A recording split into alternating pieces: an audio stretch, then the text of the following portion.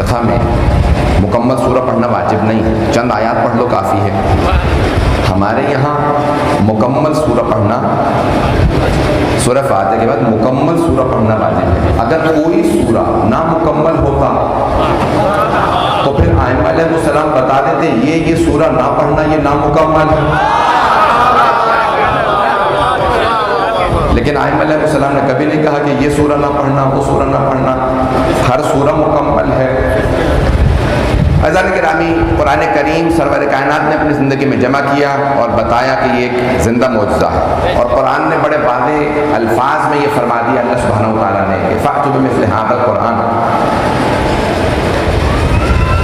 تم اس قرآن جیسی ایک کتاب بنا لاؤ، جسے چاہو اپنی مدد کے لیے بلا لو،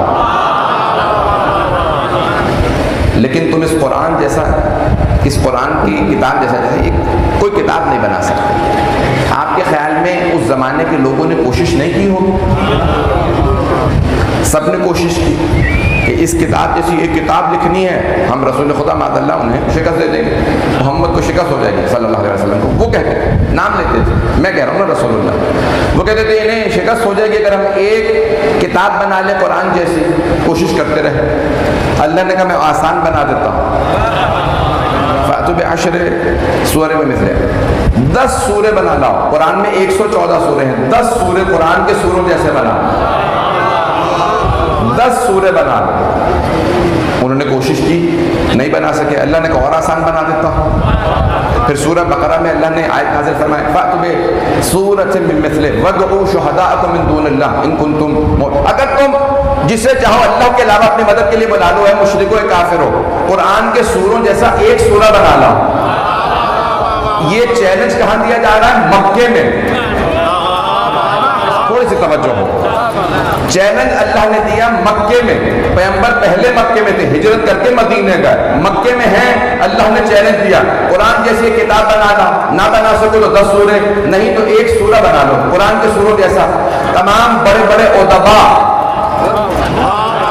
شعراء، علماء، مشرکین کے جمع ہوئے کہ بس ایک سورہ لکھنا، لکھو، سب نے زور لگایا اور سب کے سب ایک دوسرے کی مدد کرنے لگے، کبھی کسی طرح سے ہمیں محمد کو شکست دینی ہے، بس ایک سورہ بنا لو۔ جب سب نہیں بنا سکے تو ایک بہت بڑا شاعر تھا، شاہ نامی شاعر تھا، وہ بولتا نہیں تھا، صرف سال کے ایک دن جب مکے میں عکاظ کا میلہ لگتا تھا، سب جمع ہوتے تھے، عرب پورے حجاز مقدس سے سب مکے آتے تھے، تو وہ اپنی شاعری سناتا تھا، پورے سال نہیں 364 دن خاموش رہتا تھا۔ کیوں؟ میں مکے کے جاہلوں سے بولوں کیوں؟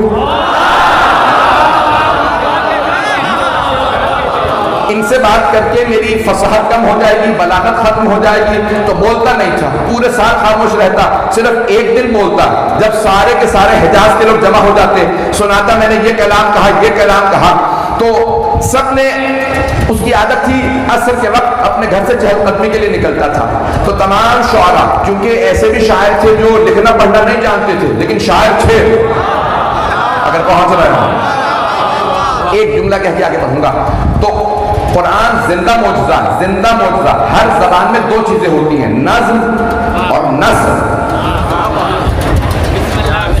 نظم شاعری، نثر یہ جو میں بول رہا ہوں، پوئمز اور پروز، یہی کتنی زبانوں میں ترجمہ کروں؟ تو نظم ہے اور نثر۔ تو عربی زبان میں 3 چیزیں ہیں، نظم ہے، نثر ہے اور قرآن۔ قرآن نہ نظم ہے نہ نثر ہے، دونوں سے بالا کر۔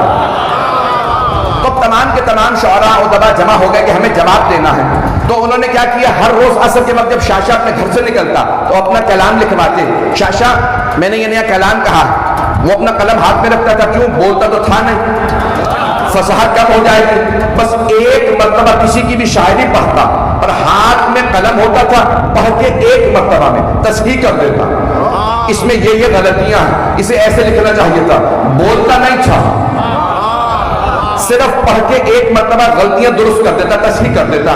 سرور کائنات نے کہا جہاں خانہ کعبہ کے غلافوں پہ 7 معلقات، 7 بڑے شعراء کے کلام لٹکائے گئے ہیں، معلق ہیں، وہاں جا کے قرآن کا سب سے مختصر سورہ، سورہ کوثر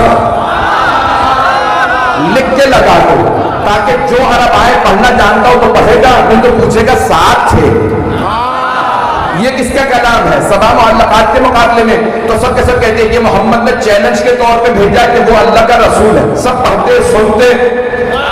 بسم اللہ الرحمن الرحیم. انا اعطیناک الکوثر فصل لربک وانحر ان شانئک هو الابتر.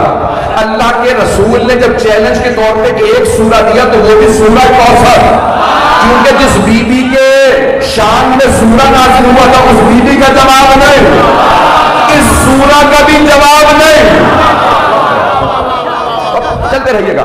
ایک مرتبہ جناب سرور کائنات نے کہا یہ سورہ لکھ کے لگا دو خانہ کعبہ کے اندر. کچھ لوگوں نے کہا یہ اتارو. ابو سفیان، عتبہ، شیبہ، ابو جہل سب جمع ہوئے اور کہا کہ بھئی ہمیں جواب چاہیے. انہوں نے سورہ اتارا اور شاشا کے پاس لے گئے. کچھ لوگوں نے اپنا کلام دکھایا.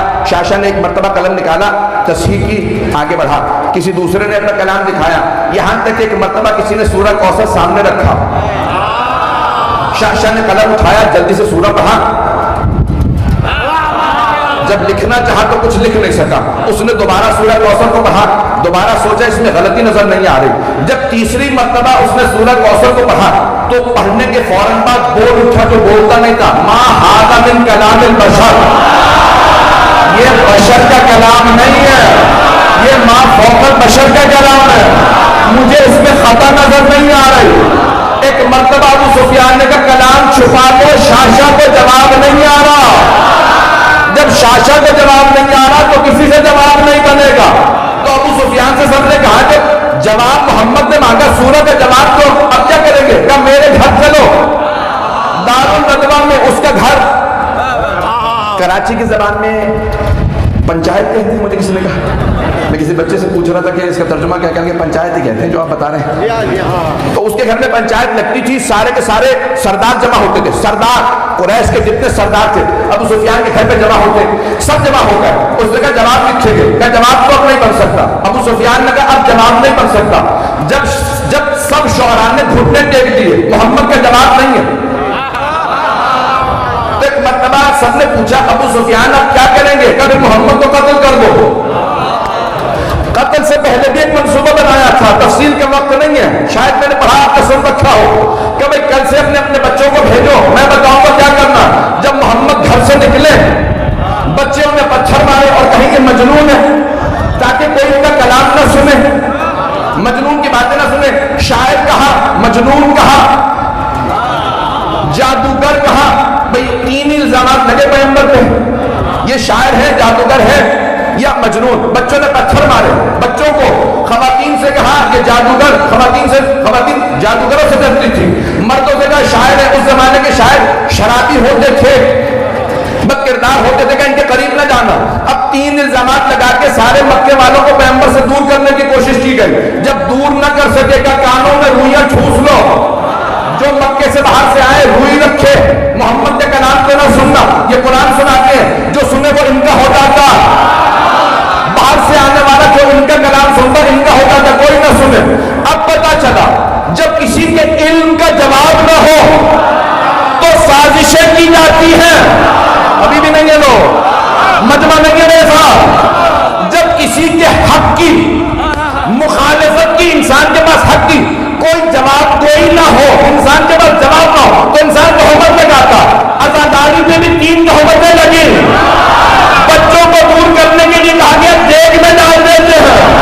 خواتین سے کہا شام غریبہ میں نہ جانا. مردوں سے کہا علم نہ دیکھنا، نکاح ٹوٹ جائے.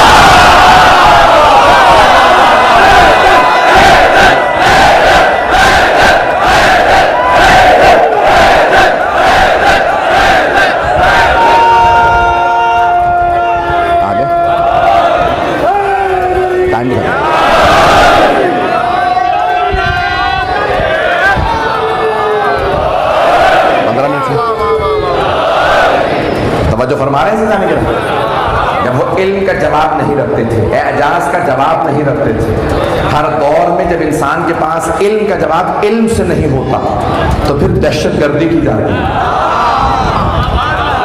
پھر خودکش حملے کیے جاتے ہیں، پھر قتل کے منصوبے بنائے جاتے ہیں.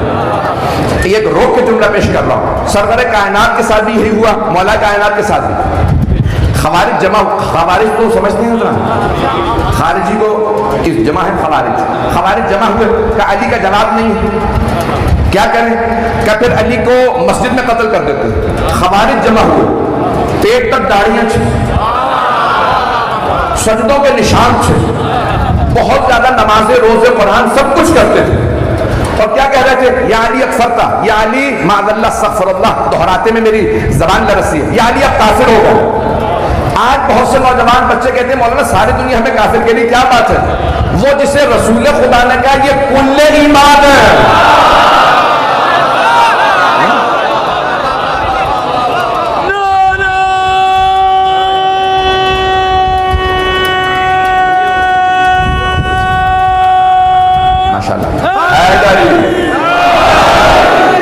توجہ کرتے رہیے گا۔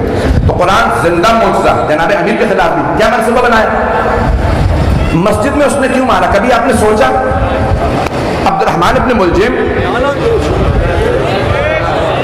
اس ملعون نے غلاف کعبہ پکڑ کے قسم کھائی تھی مقدس رات میں ماروں گا، شب قدر میں مقدس جگہ پہ ماروں گا،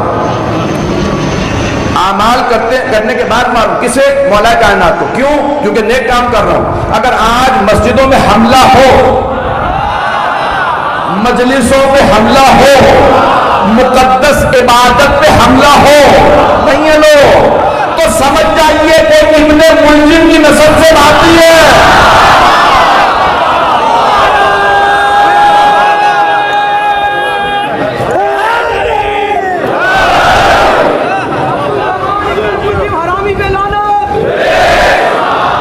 توجہ میرے ساتھ رکھیے گا جانے کے نام بات پہنچ رہی ہے میری؟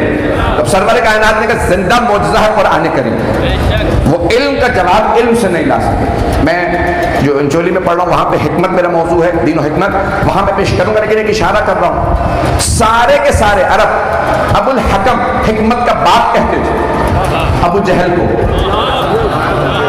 نہیں لوگ پہنچ گئے، زیادہ نہ کھلوائیے گا موضوع۔ ابو جہل، رسول خدا نے کہا ابو جہل، رسول خدا سے پہلے کسی نے کبھی اسے ابو جہل نہیں کہا تھا، نام تھا عمرو، عین میم رے واو۔ عربی کا قانون یہ ہے، بہت سے ہمارے لوگ پڑھتے ہیں عمرو، لفظ غلط ہے، عمر ہے، عین میم رے واو، عمر ابن عبد ود، اس کا نام بھی عمر تھا، واو لگا دیتے ہیں تاکہ تفریق رہے، انسان کو دھوکہ نہ ہو کہ نام کیا۔ یہ عربوں کا قانون ہے، عربی ادب کا قانون ہے، پتہ نہیں آپ لوگ کہاں پر جا رہے ہیں۔ تو توجہ میرے ساتھ رہے، جانے گرامی عمرو اس کا نام تھا، اور سردار تھا، قابل ترین آدمی تھا، سب اسے ابو الحکم کہتے تھے، حکمت کا باپ، دانائی کا باپ۔ رسول خدا نے کہا نہیں، یہ دانائی کا نہیں، جہالت کا باپ۔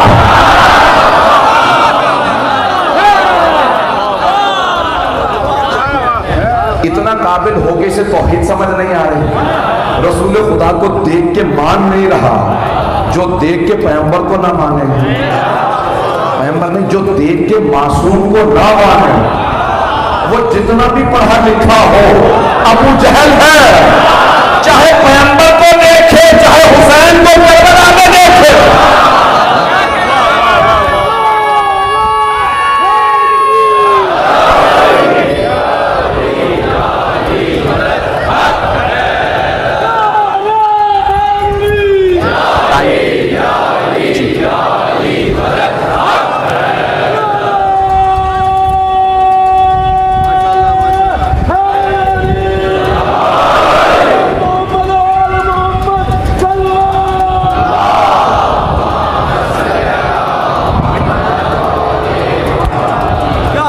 توجہ فرما رہے ہیں زیادہ کے نام، بڑے بڑے قابل افراد موجود تھے، لیکن انہیں قرآن سمجھ نہیں آیا، انہیں توحید سمجھ نہیں آئی، انہیں رسالت سمجھ نہیں آئی، انہیں امامت سمجھ نہیں آئی، انہیں ولایت سمجھ نہیں آئی۔ تو ایسے لوگوں کے لیے پیغمبر اسلام نے فرما دیا کتنے بھی قابل ہوں، کچھ لوگ پڑھے لکھے جاہل ہوتے ہیں، پڑھا لکھا تھا، پڑھا اس زمانے میں اگر یہ آج کی ڈگریاں ہوتی نا تو وہ پی ایچ ڈی ہوتا، اتنا قابل آدمی تھا ابو جہل، اتنا قابل تھا کہ آج پی ایچ ڈی ہوتا، سیاست میں ابو سفیان PhD ہوتا، ایسے ایسے منصوبے رسول خدا کے خلاف لے کے آتا، لیکن حبیب خدا نے اس تبلیغ کے کام پہ گامزن ہے. ان ھذا القرآن یہدی للتی ہی اقوم، یہ قرآن بہترین راستے کی طرف ہدایت کرتا ہے، جو سب سے سیدھا راستہ ہے اس کی طرف ہدایت کرتا ہے. سیدھے راستے کی خصوصیت یہ ہوتی ہے، سیدھے راستے کی، کہ اس میں کوئی شارٹ کٹ نہیں جاتا، نہیں پہنچا سکا. دیکھیں شارٹ کٹ، اب اردو میں مجھے کوئی لفظ نہیں ملا اس کے لیے. شارٹ کٹ سمجھتے ہیں تمام حضرات، انگریزی کا لفظ ہے. ایک راستہ کہیں جا رہا ہے تو آپ کہتے ہیں بھائی میں کہیں شارٹ کٹ لگا لوں، بیچ سے کوئی گلی نکالوں، کوئی راستہ تلاش کر لوں کہ راستہ میرا کم ہو جائے. شارٹ کٹ وہاں لگایا جاتا ہے جہاں سڑک ٹیڑھی ہو، سیدھی نہ ہو. لیکن سیدھے راستے پہ شارٹ کٹ نہیں جاتا. ہر وہ آدمی جو صراط مستقیم پہ شارٹ کٹ لگائے، سمجھ لو صراط مستقیم سے ہٹ گیا، نہیں پہنچا سکا، پھر بھی نہیں پہنچا سکا. جب سیدھا راستہ ہونا، کوئی پوچھے کہاں جانا، سیدھے راستے پہ راستہ پوچھنے کی ضرورت نہیں ہوتی. جانا کہاں، تو کہیں نہیں، سیدھے. مڑنا کہاں، مڑنا ہے ہی نہیں. اور جو سیدھے راستے پہ ہدایت کی ضرورت نہیں ہوتی. جب راستہ ٹیڑھا میڑھا ہو تو انسان کو ہدایت کی ضرورت ہوتی ہے. ہدایت کے دو طریقے ہیں، اراءۃ الطریق اور ایصال الی المطلوب. منطق کی روح سے ایصال الی المطلوب، میں نے ایک ٹیکنیکل بحث شروع کی ہے، میرا ساتھ دیجیے گا. ایصال الی المطلوب، مثال کے طور پہ میں یہاں قریب سے آیا ہوں، 15-20 منٹ کا راستہ. کوئی مجھ سے پوچھے بھئی اس جگہ پہ جانا ہے، تو میں کہوں گا میرے ساتھ ہی چلیے، میں بھی اسی مجلس میں جا رہا ہوں. تو مطلوب تک پہنچانا یہ ہے ایصال الی المطلوب، مقصد تک پہنچانا، ہدف تک پہنچانا، یہ ہدایت. دوسرا، کوئی آدمی مجھ سے کسی اور جگہ کا راستہ پوچھے، میں کہوں بھئی یہاں سے نکلیں گے، الٹے ہاتھ پہ مڑ جائیے گا، سڑک کے اختتام سے دائیں مڑ جائیے گا، جب مین روڈ پہ چلتے رہیں گے وہاں سے ایسے ایسے پہنچیں گے اور آپ اس جگہ پہ پہنچ جائیں گے. اسے کہتے ہیں اراءۃ الطریق، راستہ دکھانا.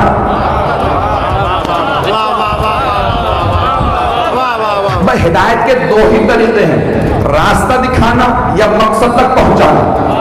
اور اگر سیدھا ہی راستہ ہو، نہ مقصد تک پہنچانا ضروری نہ راستہ دکھانا ضروری. کیوں؟ راستہ سیدھا ہے لیکن وہ اتنا کریم ہے، اس نے دونوں کر دی. راستہ بتانے کے لیے اس نے قرآن بھیج دیا، مقصد تک پہنچانے کے لیے ایمان بھیج دیا.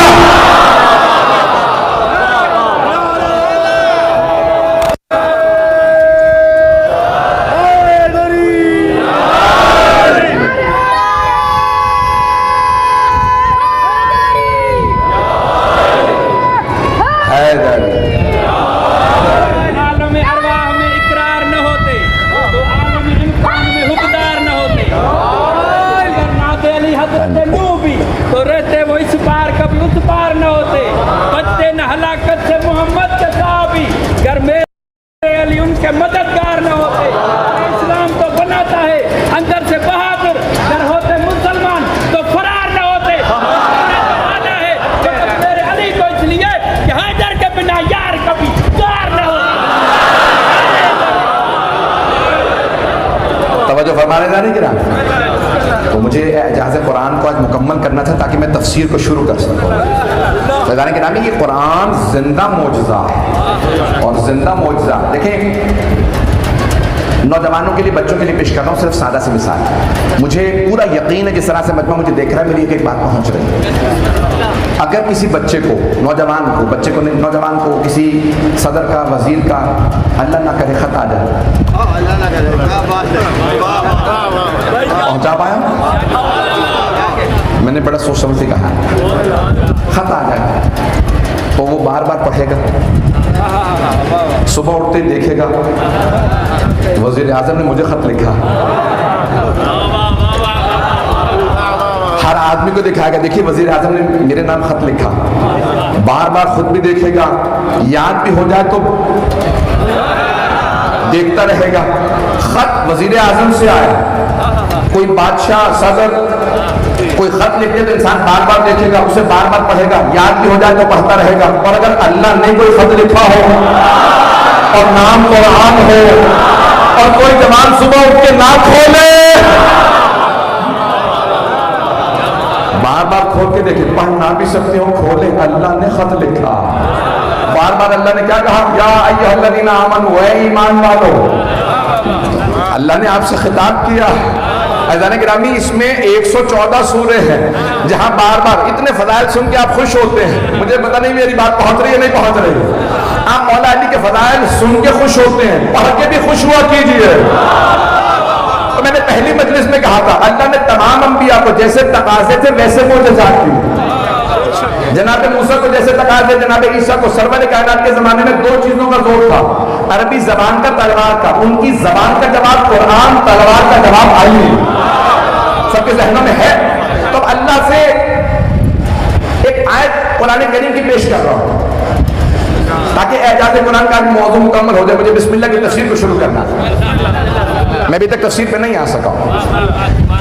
جب سرور کائنات کے لیے اللہ نے فرمایا سورہ رعد، کڑکتی ہوئی بجلی، 13واں سورہ، اس کی آخری آیت نمبر 43، 13واں سورہ اور 13 تاریخ کو کوئی آنے والا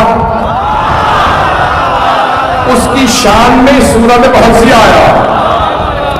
تو آئیے ذرا 13 رجب کا آنے والے اس امام علیہ السلام کی عظمت کو اللہ نے اس سورہ کے ختام میں بیان کیا. وَيَقُولُ الَّذِينَ كَفَرُوا لَسْتَ مُرْسَلًا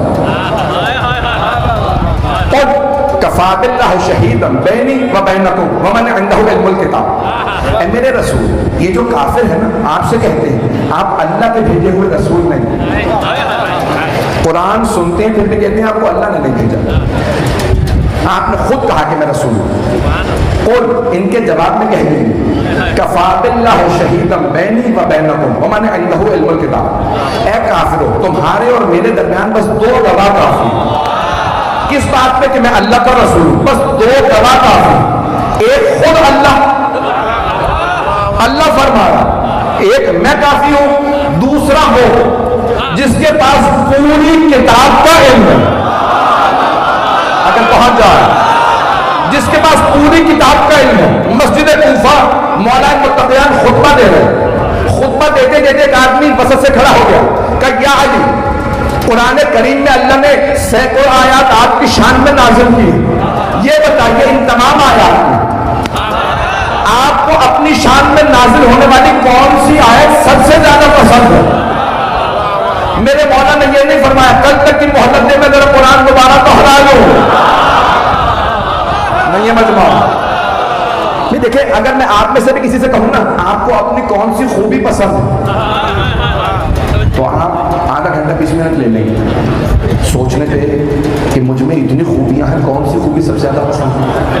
ہم جو گنہگار ہیں، اور اگر کوئی ایسا ہو جس کے لیے پیغمبر نے فرمایا ہو کہ اگر سارے سمندر سیاہی بنا دیے جائیں، سارے درخت قلم بنا دیے جائیں، زمین سے آسمان کے فاصلے میں فضائل لکھے جائیں، جن لکھنے والے ہوں، انسان گننے والے ہوں، تو سب کچھ ختم ہو جائے گا.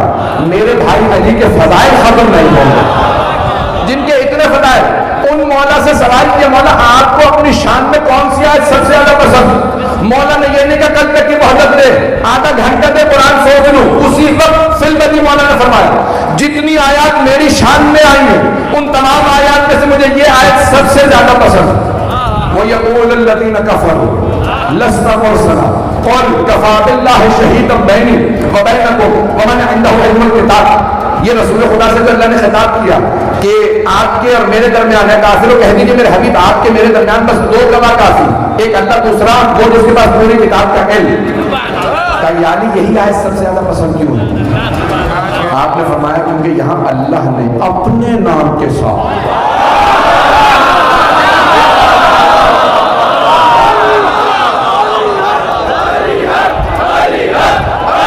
ایک گھونٹ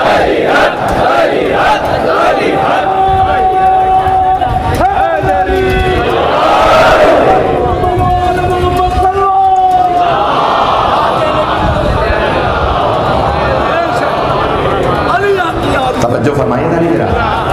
یہ قرآن کریم جگہ جگہ جناب امیر کے فضائل بتاتا ہے.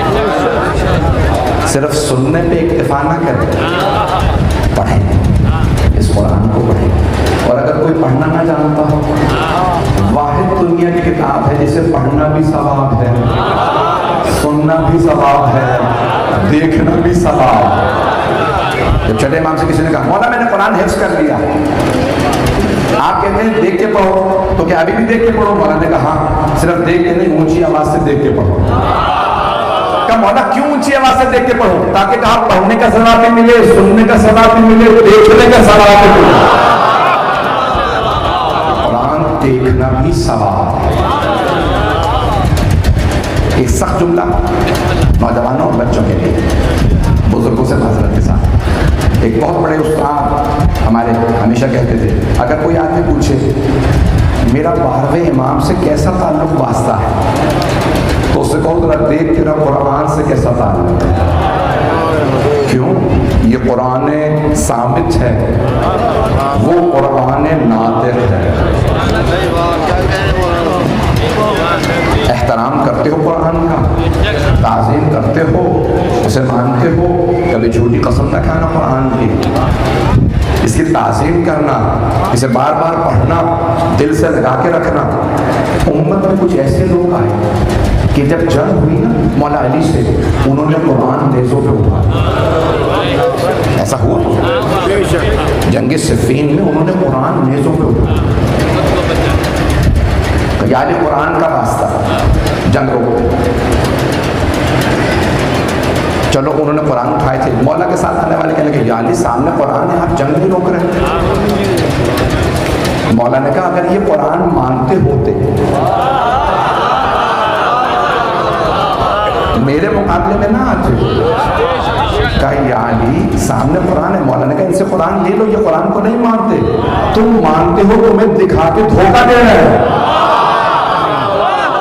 یہ قرآن دکھا کے تمہیں دھوکہ دے رہا ہے، یہ قرآن کو نہیں مانتے، تم قرآن لے لو، جنگ جاری رکھو. نہیں آ رہی وہ قرآن کا ہمیں واسطہ دے رہے، جنگ روکو. مولا نے کہا دیکھو یہ قرآن صامت ہے، خاموش قرآن ہے. صامت یعنی خاموش. کہ یہ قرآن صامت ہے، میں قرآن ناطق ہوں. نہیں سارا مجمع نہیں ہے. کون سا قرآن افضل ہے، صامت یا ناطق؟ ایک خاموش قرآن ہے، بولتا ہوا قرآن ہے، جیتا جاگتا قرآن ہے. قرآن اس کی گواہی دیتا ہے. میری تفسیر سمجھنی ہو تو اس سے سمجھو، میں صرف قرآن ہوں، یہ قرآن کی تفسیر بھی.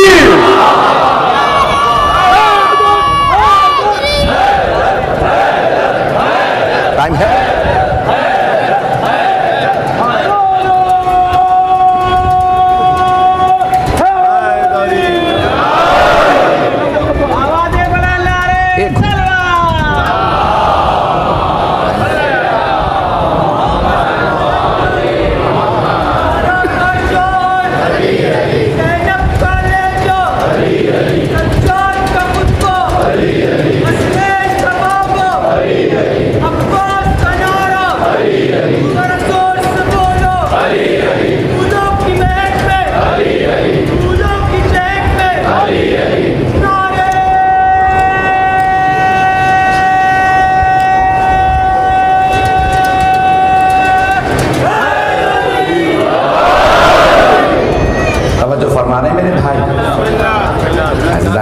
یہ قرآن زندہ معجزہ ہے. ایک آخری بات کہہ دوں اعجاز کے حوالے سے، پھر کل بسم اللہ کی تفسیر کو پیش کروں گا انشاءاللہ تعالی بشرط حیات. آج سب لوگ کہتے ہیں اے کاش میں رسول خدا کے زمانے میں ہوتا، اے کاش میں جناب امیر کے زمانے میں ہوتا، اے کاش میں مولا حسن کے زمانے میں ہوتا، اے کاش میں مولا حسین. ایسا ہے؟ میں بھی کہتا ہوں، دن رات کہتا ہوں، دعائیں مانگتا ہوں کاش ہوتا. اپنی جان قربان کرتا، ان کے قدموں میں نثر رکھتا، میں ان کی قدم چومتا. یہ میں خطابت نہیں کر رہا ہوں، خدا کی قسم یہ خطابت نہیں ہے، میری عقیدت ہے. میں ان کے ہاتھ نہ چومتا، میں ان کے قدموں کو چومتا. میں اس زمانے میں ہوتا، ہم ان کے معجزات دیکھتے ہیں، لیکن رسول خدا کا ایک زندہ معجزہ آج موجود ہے، وہ ہے قرآن جو ہر گھر میں ہے. اسے کیوں نہیں دیکھتے؟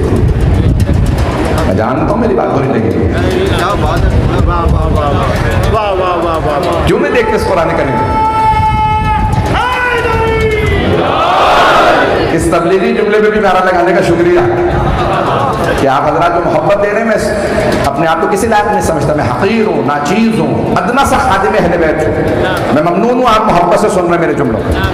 لیکن عزیزان گرامی یہ زندہ معجزہ ہر گھر میں موجود ہے. میں نے ایک گھر میں دیکھا قرآن کریم پورا ایک صفحے پہ موجود ہے نقش. میں نے میگنیفائنگ گلاس سے دیکھا کہ واقعی یہ سورہ مکمل ہے. میں نے بھی اپنے گھر میں ویسے ہی نقش لگایا. گھر میں آتے جاتے زیارت کرو، کیونکہ 4 چیزوں کا دیکھنا بھی عبادت ہے. قرآن کا دیکھنا عبادت، مولا علی کے چہرے کی زیارت کرنا عبادت، خانہ کعبہ کو دیکھنا عبادت، اور چوتھی چیز والدین کے چہرے کو محبت سے دیکھنا عبادت. آپ میں سے ہر آدمی عابد ہے اگر والدین کو محبت سے دیکھتا رہے. سب لوگوں کو بہت معذرت لیکن پیش کروں گا. میدان گرامی یہ قرآن زندہ معجزہ، بار بار دیکھیں. یہ مولا کائنات کی یاد دلاتا، رسول خدا کی یاد دلاتا. یہ قرآن آپ کے گھروں میں موجود ہے. احترام دے سے بغیر وضو کے قرآن کو چھو نہیں سکتے. فقہی مسئلہ، جلد کو پکڑ سکتے ہیں، لکھائی کو نہیں چھو سکتے. آخری جملہ پیش کر رہا ہوں، اس کے بعد مسائل پہ آ جاؤں گا. 2 سے 4 منٹ کی زحمت. قرآن لا یمسہ الا المطہرون، سورہ واقعہ اٹھا کے دیکھیں. لا یمسہ، کوئی مس نہ کرے قرآن کو سوائے اس کے جو پاک ہو. الا المطہرون، اسی لیے کہا جاتا ہے وضو طہارت ہے. توجہ، وضو غسل طہارت ہے. اگر غسل نہ ہو، وضو نہ ہو، قرآن کو چھونا حرام، گناہ ہے. بغیر وضو کے قرآن کی لکھائی کو مس بھی نہیں کر سکتے. نہیں ہے مجمع. جب تک انسان پاک نہ ہو، پاک نہ ہو، پاک نہ ہو تو قرآن کی لکھائی کو چھو نہیں سکتا، کیونکہ قرآن ہے پاک. جب قرآن ثابت کو کوئی پاک نہ ہو تو چھو نہیں سکتا. اب سمجھ میں آیا قرآن ناطق کو سمجھنے کے لیے شجروں کا پاک ہونا.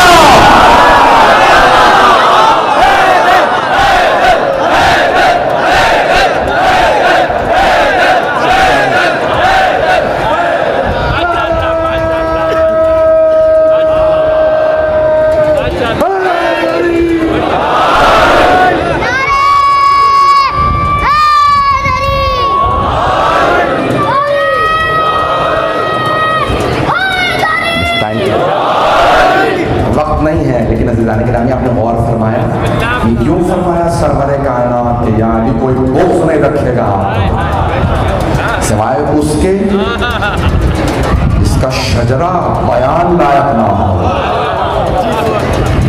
عزیزان گرامی یہ اسی لیے کہا جاتا ہے کردار پاک رکھے تاکہ آل محمد سے قریب ہوں. دل پاک رکھیں، ان کی محبت دلوں میں آئے.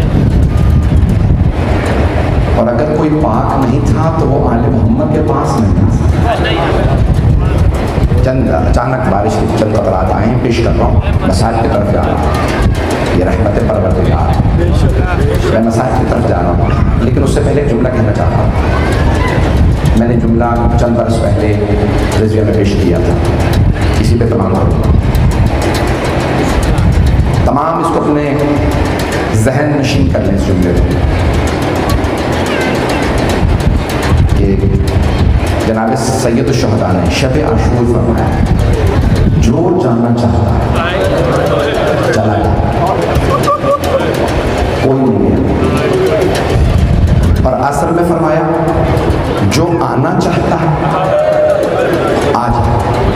حل من ناصر ینصر ہے نا. علماء کہتے ہیں کہ کیا یہ تضاد ہے؟ معاذ اللہ. یہ شب میں فرما رہے ہیں جو جانا چاہتا چلا جائے. اگر آپ نے بلانا ہی ہے مولا تو کیوں فرما رہے ہیں جو جانا چاہتا چلا جائے؟ اور فرمایا اگر آپ نے بلانا تھا نا آسر میں تو کیوں کہہ رہے ہیں جو جانا چاہتا چلا جائے؟ تو مولا فرمائیں گے، مرحوم شیخ جعفر شوشتری نے اپنی کتاب مولا کے فضائل میں جو لکھی ہے نا 700 صفحے پہ، اس میں بیان کی، وہ کہتے ہیں مولا نے اپنوں میں شب عاشور فرمایا، جو جاننا چاہتا ہے چلا جائے، کوئی نہیں گیا اپنوں میں۔ کیوں؟ کیونکہ قیامت تک اللہ، انبیاء، ملائکہ اور مومنین جو میرے ساتھ شہید ہوں گے ان پہ سلام بھیجیں گے، کوئی ایسا نہ ہو جو سلام لائق نہ ہو تو وہ چلا جائے۔ اور عصر میں اپنے دشمنوں میں فرمایا، جو آنا چاہتا ہے آ جائے، کوئی نہیں آیا۔ کیوں؟ مولا نے کہا ایسا نہ ہو کہ ان دشمنوں میں کوئی ایسا رہ جائے جو لعنت لائق نہ ہو۔ کیوں؟ قیامت تک تمام دشمنان حسین پہ اللہ، اس کا رسول، تمام فرشتے، تمام ملائکہ، مومنین، متقین، صالحین سب لعنت بھیجتے ہیں۔ تو دشمنان امام حسین کے سنگ سارے دشمنوں پہ لعنت ہے۔ تو جانے کیا مولا حسین نے کہا جو آنا چاہتا ہے، کوئی نہیں آیا تو مولا یہ سمجھا رہے ہیں میرے والوں میں کوئی برا نہیں ہوتا تو چلا جاتا، میرے دشمنوں میں کوئی اچھا نہیں ہے، ہوتا تو آ جاتا۔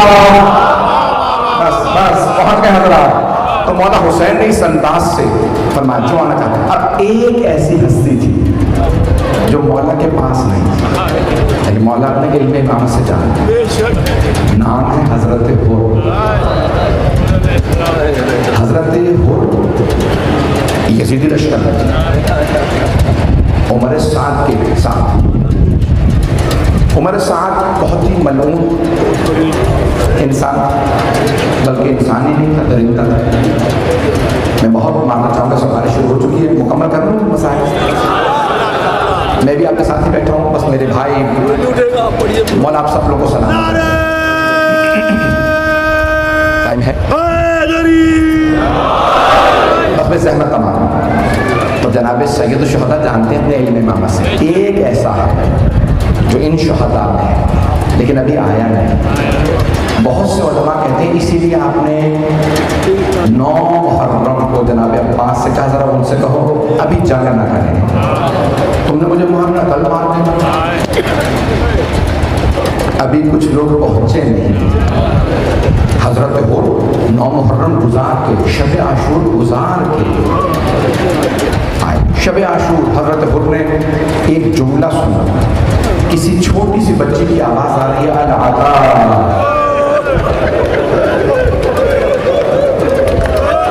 العطاش، ہائے پیاس، ہائے پیاس۔ دیکھیں نا، جس میں انسانیت ہوگی وہ خود بخود حسینی بن رہا ہے۔ بس حضرت حر نے سنا بچوں کے رونے کی آواز آ رہی ہے، کیا کیا؟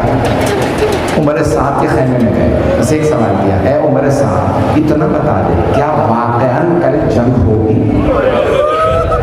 عمر سعد نے کہا حر ایسی جنگ ہوگی کہ ان کے سر کاٹ دیے جائیں گے، ان کے بازو تن سے جدا کر دیے جائیں گے، ہم لاشیں پامال کر دیں گے۔ بس حضرت حر نے یہ سنا، جواب نہیں دیا، خیمے سے باہر آ گئے۔ جب باہر آئے تو جناب حر کا بدن لرز رہا تھا۔ ایک آدمی آیا تھا، حر اگر کوئی مجھ سے پوچھتا نا کہ لشکر یزید میں سب سے بہادر کون ہے تو میں تیرا نام لے دوں۔ تو 72 سے ڈر گیا؟ یہ بھوکے پیاسے ہیں، انہوں نے کچھ نہیں کھایا، ان کے پاس پانی نہیں ہے، یہ لڑ نہیں پائیں گے، ہماری فوج بہت بڑی ہے، کام کیوں رہا؟ جناب حر کی آنکھوں سے آنسو بہنے لگے، کیا مجھے ان 72 سے ڈر نہیں لگتا، مجھے حضرت فاطمہ سے بہت ڈر لگتا، میں جناب زہرا سے بہت ڈرتا ہوں، ایسا نہ ہو کہ بیوی کی بددعا میں لگ جائے، یہ بیوی کے بچے تو ہو رہے ہیں، یہ آل فاطمہ کے پیاس ہے۔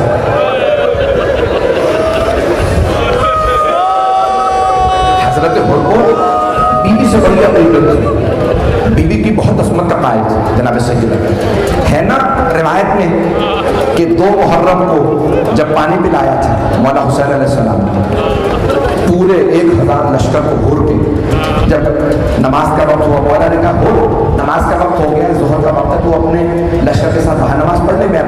انصار کے ساتھ یہاں. تو جناب حر نے ایک مرتبہ مولا حسین علیہ السلام کو کہا حسین آپ کے ہوتے ہو میں نماز پڑھاؤں گا, ہم سب آپ کے پیچھے نماز پڑھیں. مولا نے نماز پڑھائی. جانتے ہیں نا کہ یہ اتنی عقیدت رکھتا. نماز پڑھائی مولا نے, اپنے زلجنا پہ سوار ہوئے. جیسے ہی لجام فرس میں ہاتھ ڈالا, حر آگے بڑھے اور امام حسین کے گھوڑے کے لگام میں ہاتھ ڈالا. کہا حسین میں جانے نہیں دوں گا, مجھے عبید اللہ بن زیاد نے بھیجا گرفتار کرنے کے لیے. تو مولا نے مرتبہ جناب حر کو دیکھا, کہا لیکن کلام کا یہ شیخ حر آرام سے بات کر, تو اکیلا ہے, میرے ساتھ میری بہن ہے. اور پھر دوسرا جملہ کہا فقلت تو تیری ماں تیرے قوم میں بیٹھے, تو جانتا نہیں تو نے کس کا راستہ روکا. کچھ دیر تک حضرت حر مولا حسین کو دیکھتے رہے اور جانتے کیا فرمایا. ایک مرتبہ دیکھنے کے بعد کہا حسین اگر پورے عراق میں مجھ سے کسی نے میری ماں کا نام لیا ہوتا میں اسے یہی جملہ پلٹا دیتا, لیکن میں کیا کروں, آپ کی ماں فاطمہ, آپ فاطمہ کے نام ہیں. علماء نے بڑی بحث کی کہ مولا علیہ السلام جانتے ہیں کہ یہ شہداء میں ہے, یہ میرا ساتھ دے گا, تو پھر کیوں کہا تیری ماں تیرے ہم بیٹھے. کہا مولا نے اسی لیے کہا تاکہ حضرت حر کو سوچنے پہ مجبور کر. جب حر نے سنا نا اپنی ماں کا نام تو فوراً سوچنے لگے, کہوں حسین سے آپ کی ماں, کہا نہیں یہ تو فاطمہ کے نام ہے. 2 محرم کو سوچنا شروع کیا, 9 محرم تک سوچتے رہے. اب 9 محرم کو فیصلہ کیا نہیں میں یزید کے ساتھ نہیں رہوں گا, میں حسین کی طرف جاؤں. اب جب جانے لگے نا تو جناب حر کی آنکھوں میں آنسو بدل لرز رہا. اگر دیکھ سکتے میرے دیکھیے گا, نہیں تو کربلا چلیے گا آنکھیں بند کر کے. ایک مرتبہ ایک آدمی نے کہا, اپنا گھوڑا لے جا رہا ہے, جناب حر نے سوال کیا کہاں جا رہے ہو. اس نے کہا حر دیکھتے نہیں اتنی گرمی, میں گھوڑے کو پانی پلانے جا رہا ہوں. جناب حر نے کہا گھوڑے اور اونٹ پانی پی رہے ہیں, فاطمہ کی پوری نسل پیاسی ہے. اور تم نے روکا تھا, تو حسین کا مجرم ہے. بس یہ کہنا تھا جناب حر کا. بس جناب حر کے آنسو بہنے لگے, تیزی سے چلنے لگے مولا حسین کے خیمے کی طرف. جیسے مولا حسین کی طرف بڑھے نا, جناب حر کا بیٹا علی بن حر بھائی غلام, کچھ نے لکھا بھائی اور غلام دیا. بیٹے نے پوچھا بابا کہاں ہے, کہا بیٹا میں جہنم سے نکل کے جنت میں جا رہا ہوں, جنت حسین کے پاس ہے. کہا بابا جنت میں تنہا جا رہا ہے, کہا بیٹا چلنا چاہتے ہو تو میرے ساتھ جنت چلو. جب جانے لگے نا تو اچانک جناب حر نے روکا, اب ضرور میری طرف دیکھیے گا. جناب حر نے بیٹے سے کہا بیٹا میرے ہاتھوں کو باندھ دے. کہا بابا کیوں, کہا ان ہاتھوں حسین کی سواری کی لگام میں ہاتھ آیا, یہ ہاتھ مجرم, رومال باندھا. کہا بیٹا میری آنکھوں میں پٹی باندھ. کہا بابا جان کیوں, کہا بیٹا ان آنکھوں نے حسین کو غضب سے دیکھا. پورے لشکر یزید پہ ایک ہستی کا بہت روگ تھا, وہ ہے حضرت عباس. جیسے ہی حضرت حر کو آتا دیکھا, مولا حسین علیہ السلام نے آواز دی عباس مہمان آ رہا ہے, آپ خود جائیے استقبال کے لیے. جناب حر کو آواز آئی کوئی ہستی آ رہی, آنکھوں میں پٹی ہے. سوال کیا بیٹا کون آ رہا ہے, کہا بابا عباس ابن علی آ رہا ہے. حضرت عباس کا بہت روگ. تو جناب حر نے فوراً کہا بیٹا عباس ابن علی کو بتا دو ہم جنگ کے لیے نہیں آ رہے, ہم توبہ کے لیے آ رہے ہیں. جناب عباس نے فرمایا حر میں استقبال کے لیے آ رہا ہوں. بس بے وقت تمام ہو گیا. 5 سے 7 منٹ کی زحمت ہوئی. سارے منظر کی توجہ چاہیے, میرا آپ سے وعدہ, ہر آنکھ میں آنسو آ گیا. جناب حر نے فوراً اپنے ذہن میں سوچا کہ پیاسا کنویں کے پاس نہیں آیا, کنواں پیاسے کے پاس آیا. حضرت عباس علیہ السلام تو کیا کیا جناب عباس نے, فوراً ہاتھ کھولے, آنکھوں کی پٹی کھولی, جناب حر کا بازو پکڑا. کیا حر آنکھیں کھولو, سامنے مولا حسین. جناب حر نے اپنے آپ کو زمین پہ گرا دیا, قدموں کو چومنے لگے اور ایک سوال کیا. جیسے مولا حسین نے بازو پکڑے نا جناب حر اٹھایا, تو جناب حر نے بس ایک سوال کیا، یا حسین حل من توبہ، کیا میری توبہ قبول ہو سکتی ہے؟ علماء کہتے ہیں کہ سوال پر آ رہا ہے کہ حضرت حر یہ سوچ رہے تھے کہ میرے توبہ کے دروازے بند ہو گئے، اب میری توبہ قبول نہیں ہو سکتی۔ اب میرا جملہ سنیے گا، جانتے مولا حسین نے کیا فرمایا؟ مولا نے ایک مرتبہ جناب حر کو پکڑا، سیدھا کھڑا کیا، قدموں سے اٹھایا، سینے سے لگایا اور ایک جملہ کہا، حر جہاں میں نے تجھے معاف کیا، حر میری ماں فاطمہ نے تجھے معاف کیا، حر میرے بابا علی مرتضیٰ نے تجھے معاف کیا، حر میرے نانا رسول خدا نے تجھے معاف کیا، حر میرے اللہ نے تجھے معاف کیا۔ اب ایک مرتبہ جناب حر نے مولا کی بارگاہ میں عرض کی، بس 5 سے 7 منٹ، کہا مولا آپ نے اگر مجھے معاف کر دیا ہے نا تو سب سے پہلے مجھے جنگ کی اجازت ہے۔ مولا نے فرمایا حر آپ ہمارے مہمان ہیں، مہمان کو پانی پلایا ہے، اور ہمارے پاس پانی نہیں ہے۔ جناب حر کے آنسو بہنے لگے، کہا مولا اب مجھے پانی کا تذکرہ نہ کیجیے، مولا 2 محرم کو میں نے خیمے اٹھوائے تھے، مولا مجھے معاف کر دو۔ ایک پانی کا بڑا صدمہ تھا حضرت حر کو، دوسرا کس بات کا؟ کہا ٹھیک ہے حر اجازت سے آپ پہلے جا سکتے ہیں۔ کہا مولا جب میں نے آپ کا راستہ روکا تھا نا تو آپ نے کہا تھا آنا آپ سے بات کریں، تو تنہا ہے میرے ساتھ میری بہن، مولا کیا ممکن ہے میں آپ کی بہنوں سے معافی مانگ لوں؟ مولا حسین علیہ السلام نے ایک مرتبہ حضرت حر کو دیکھا، پھر کہا عباس حر کو زینب کے خیمے کے باہر کھڑا جاؤ۔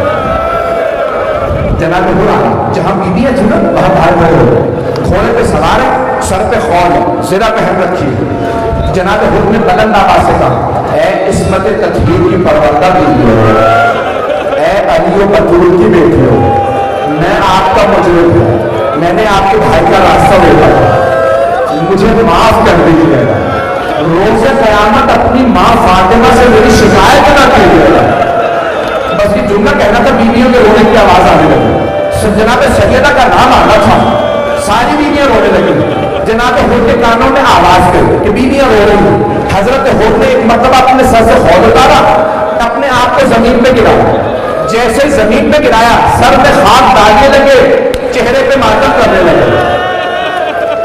میرا بھائی وہاں پہ ہوش ہو گیا، میں بہت معذرت چاہتا ہوں، اور ہم مسائل نہ پڑھوں، مکمل کروں نہ کروں، میرا بچہ میرا بھائی مکمل کروں مسائل کو۔ میں بیویوں کے مسائل میرے بہت سے بات جوان برداشت نہیں کر پاتے، میں نے دیکھا ہے میرے جتنے بھی پشتون بھائی ہیں نا، پٹھانوں میں بیویوں کے نام نہیں سنے جاتے، بے ہوش ہو جاتے ہیں۔ میں نے پٹھانوں میں بڑی بدی سے پڑھی ہے، مجھے پتا ہے، میرے بھائی بچہ ہے، جوان بھائی ہے، بے ہوش ہو گیا ہے۔ اب سننے کے آخری جملے پیش کرو، مجھے برداشت، آنکھ معاف کر دیجیے۔ ایک مرتبہ جناب حر کے سر میں خاک ڈالی، چہرے پہ ماتم کیا اور خود کہا، اے حر تو نے دوسری مرتبہ سیدہ کی بیٹیوں کو رلایا۔ اب جناب زینب نے آواز دی، حر میں روز قیامت اپنی ماں سے میری شفاعت کروں، میں کہوں گی اماں حر کو معاف کر دے، حر نے حسین کا ساتھ دیا۔ ہے ٹائم 2 منٹ کی زحمت۔ جناب حر نے دیکھا اتنا بڑا لشکر ہے، پہلے فوراً کہا بیٹا آپ جائیے جنگ کیجیے، ایسا نہ ہو کہ مجھے مرتا دیکھے، آپ جنگ نہ کریں، حسین کا ساتھ چھوڑ دیں۔ ایک مرتبہ جناب حر نے کہا بیٹا آپ پہلے حملہ کریں۔ جناب حر کے بیٹے نے حملہ کیا، بیٹا بھوکا پیاسا نہیں تھا، وہ اس طرف سے آیا تھا، بڑا مقابلہ کیا جناب حر کے بیٹے نے، لیکن آخر اکیلا تھا، وہاں بہت بڑی فوج تھی، کچھ دیر لڑتا رہا، اچانک کسی ملعون نے جناب حر کے بیٹے کے سر میں گوشت مارا، گوشت کا لگنا تھا، بیٹے نے آواز دی بابا میری مدد تو آئی، بابا میں گھوڑے سے گر گیا۔ جوان بیٹے کا لاشا تھا، جناب حر سے آواز سننے میں برداشت نہیں، تیزی سے گھوڑے کو دوڑایا، جیسے ہی پہنچے دیکھا مولا حسین پہلے سے موجود ہے۔ جناب ہونے کا مولا چوز احمد کی مجھ غلام کا بیٹا ہے،